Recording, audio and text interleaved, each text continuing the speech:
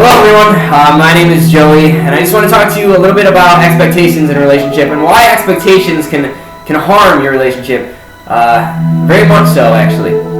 So let's get started. Let's start off with what is a relationship. Let's start off with how Webster's defines relationship, and is the way in which people are connected, or the state of being connected. That's it. So you can see already that the perspective that people have of a relationship is all off. A lot of people are expecting way more to have the perfect relationship, when in fact a relationship is only two people connected, which is going on quite often. I mean, you can have relationships with friends, you can have relationships with family, you can have relationships with pets. But more specifically, I just want to talk to you about a relationship with your significant other, your spouse. Which is, you automatically already have a connection with your spouse, or you wouldn't be with them. So let's just focus on that. So right then, like I said, it's just a connection. Right then, you should release any other expectations of what you believe a perfect relationship could be, because in fact there is no such thing as a perfect relationship. And the only reason that there is no such thing as a perfect relationship is because there's no such thing as a perfect person, including yourself. No matter how hard you try, no matter how hard you thrive to be a perfect person, you're already imperfect because you're trying too hard. You're overdoing yourself to be something that you can never be. And that's the only time I will ever say never, is when you can never be perfect. That's the only time never is a true statement. So what is an expectation? Expectation is a strong belief that something will happen or be the case in the future. It's very closely correlated to an assumption, which is something that you don't want to do in a relationship either. It'll equally harm your relationship. And an assumption is to believe that something is the case without proof. So you can see how that could definitely hurt a relationship. The only reason that will hurt a relationship goes right back to the fact is yourself. If it hurts yourself, it hurts the relationship. The closest thing to this is just my opinion, but the closest thing to having true love is not that two people are constantly trying. It's not that two people are constantly compromising.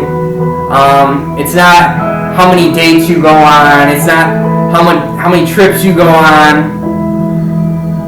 That's not the case.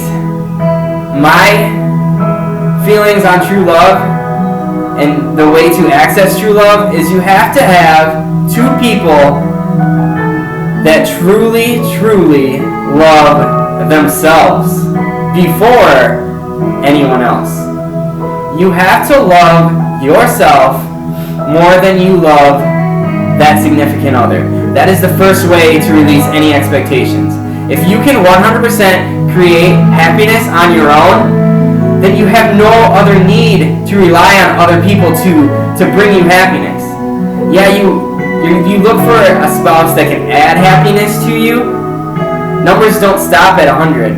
You can have 100% happiness from yourself, and you can have other people add to it. But never let anybody bring you down past your 100% happiness that you've created on your own and in yourself. And that goes the same way. Never bring a spouse down past their level of happiness. And the best way to do that is to release all expectations. Now, I know some people are saying, like, well, I mean, some expectations are good. I mean, I expect my spouse to tell me that they love me every day. But why do they have to? The only thing that should matter is that you love yourself. If you love that spouse or that other person, then tell them. Tell them that you love them, because you have no idea what's going to happen tomorrow. But don't expect them to love you back. Don't expect them to tell you that they love you too. Because as soon as it doesn't happen, you've already crushed yourself past that 100%. You're already bringing yourself down, and you're already going back to the fact that you need to work on yourself again. And you don't want that to happen. So release all expectations. That means don't expect a good night text every night. Don't expect the good morning phone call. Don't expect a kiss every day. Yeah, those things are nice, and those things will definitely help a relationship, but don't expect them to happen. Don't expect that stuff, because when it doesn't happen, when you assume that it's going to happen and it doesn't, you're already hurting yourself. You're letting yourself down. You've created a belief in your head that something is going to happen, and when it doesn't, it hurts. It really does. So how do you get away from that pain? Release all expectations. Don't expect so much out of your significant other. Just know. Is that connection still there? Do you still have that connection which is defined as a relationship? Then that's all that should matter.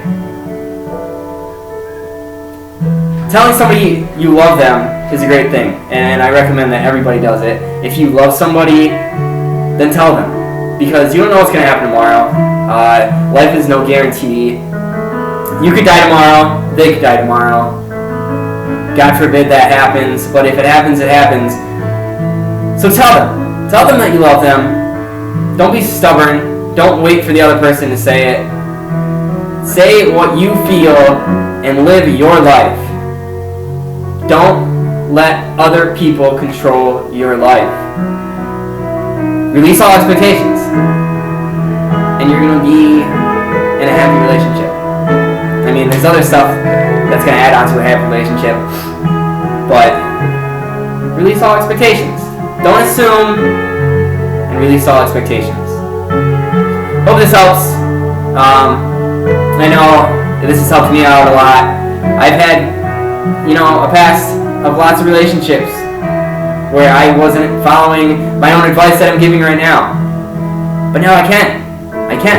And I'm the happiest I've been ever. Every day I wake up and I'm happier than the last day. How is that possible? I don't know. It happens.